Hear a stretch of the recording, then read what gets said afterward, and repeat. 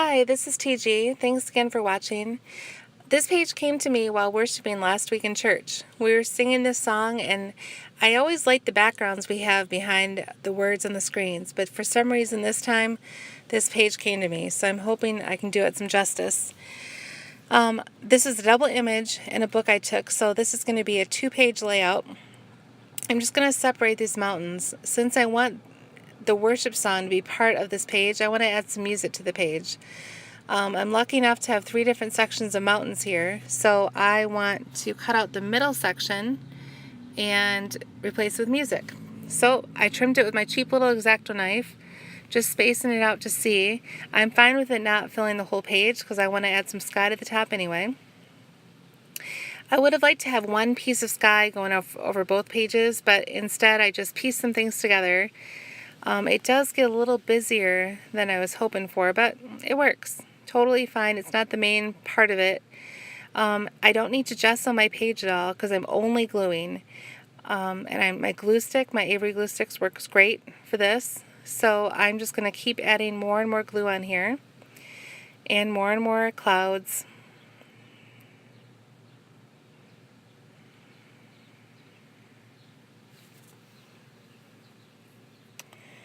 And there we go, mostly done. I'm smoothing it out to make sure they're all laying down nice. No glue bobs on top of there. And now I want to make sure it's nice and flat. I like using an altered book or a book without a spiral so that my image can flow more. I really like that a lot. So it's nice and smooth. So I want to now space out my mountains to see where exactly they're going to end up and where my music will be.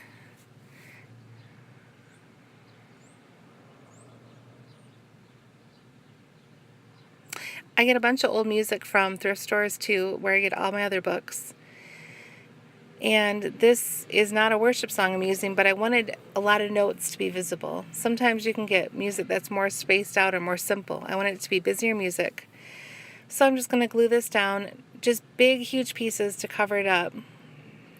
I just need to extend the music a little bit. I don't care if it's lined up. I'm just going to smack some stuff down because most of this is going to be covered up anyway. Some of this old music can be pretty fragile, so you want to be a little careful with it. This book is kind of sturdy, but some of it is really soft, and it just rips apart. Now I got to figure out which mountain goes where, because they both kind of look the same to me. I hate puzzles. I hate doing puzzles, and this is kind of like a puzzle, but since it's art related, I am going to tolerate it, and I figured it out, so I'm pretty proud of myself, even though it's pretty simple. I really hate puzzles. Alright, we're going to put it down. Where the mountain ends up, I need to fill in that space of the book. It doesn't quite cover it up, so I'm going to add a little bit more music. Let's see how it goes. I still like to glue in a foam book. Keeps the stickiness in one place. And shove it aside. Careful not to get that mountain too close to the center of the book.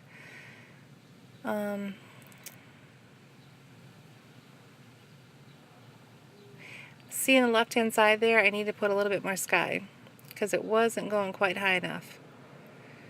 Now I see my mountain is crooked. Luckily it hasn't set yet, so I can pick it up and twist it a bit, smooth it down with a lint-free cloth so you don't get fuzzies stuck to your glue. And there we go. I think that one's pretty good. Just going to add a little bit more glue to shove it down. This page is going to be pretty bumpy to write on, so I'm going to have to be careful with that. Just take my time. I'm going to balance it out, make the other side the same. I'm putting the glue on the page rather than on the music because, like I said before, this music is pretty soft. It's really old. So if I put my glue stick on there, it's going to rip. So just put it on the page that you're going to do it on, smooth it down.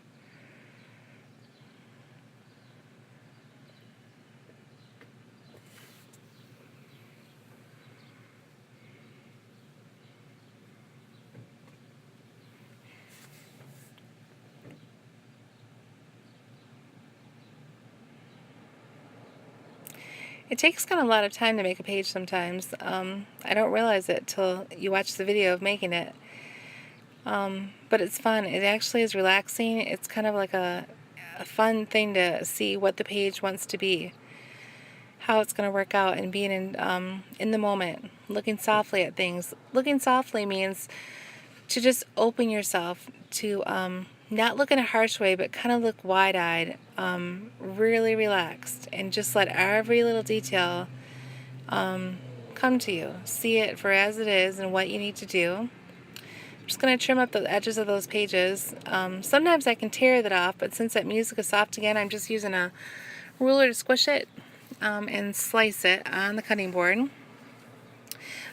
This book, I knew my image would come from this book. I wasn't sure exactly what one it was.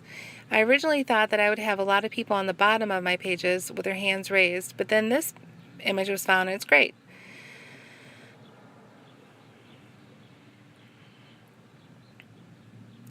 I love this cheap X-Acto knife because you can make the blade as long as you want to and get into those little nooks and crannies of the books. I also like to cut off the big chunk of extra paper I don't need, so I'm messily doing that. And then I'm going to go in a bit and cut out the details with an X-Acto knife.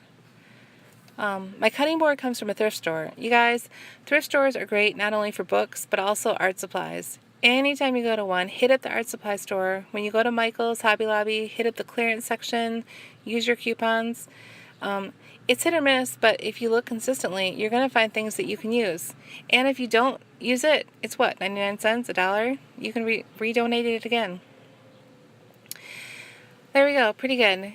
It is hard to cut out fingers. I never get the fingers right. Whenever you cut out a hand, it always looks like a cheap dollar store Barbie hand. But it is what it is. Pretty good. I'm gluing from the center and out so those fingers don't bend up or rip off. Smacking it down. You can see the picture is pretty glossy and some of it isn't. It's kind of fun to mix different kinds of papers and styles to get different looks. I love it that you can just do whatever you want with this. There are just no rules. I want to make that mountain line pop out a little bit, so I'm using a small little black marker. Ends up that it's not as thick as I want it to be, so I'm going to go a little bit thicker. Better to start thin than too fat. You can usually fix things or cover it up with something, but this worked out fine. Just to make that music stand out a little bit more to define it. On the top, I'm using my pen, but it just isn't fat enough. So I'm going to use my Faber-Castell opaque white pen. It's kind of a softer white line, which is exactly what I want. I'm not going to go over it again because I don't want it to be super bold.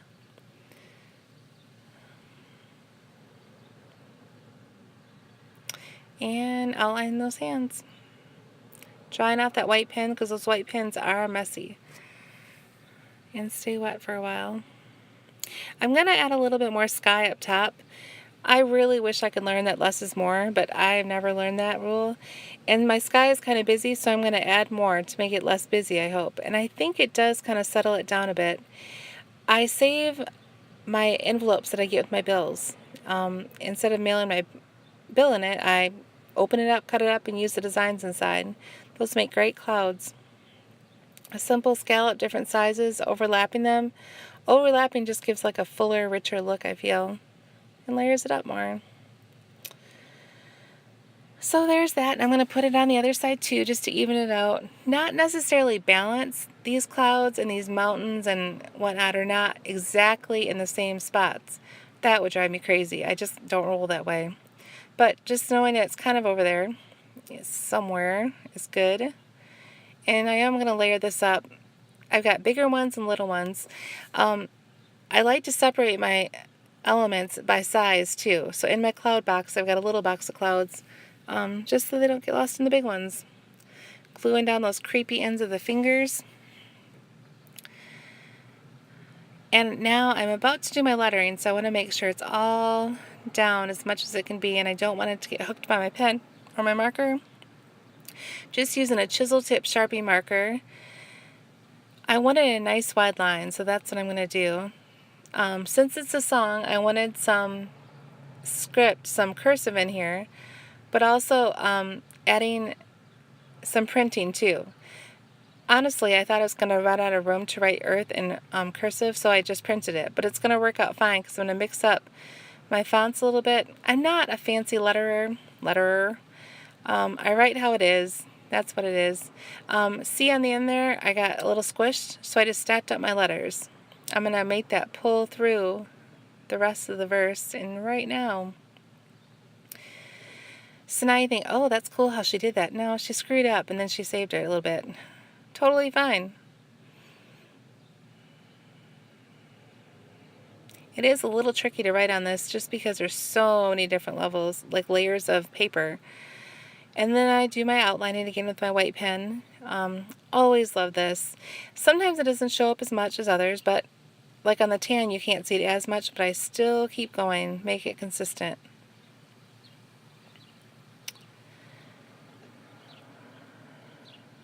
There we go. Finish it up down there. I love it. I do have to be careful not to smear it. If I do smear it, I can quick wipe it up with a wipe or go over it with another color as well. I just love how it makes it stand out a bit more. And then drying that off really well. And outline it, and that's it. That's how it is. Thanks for watching.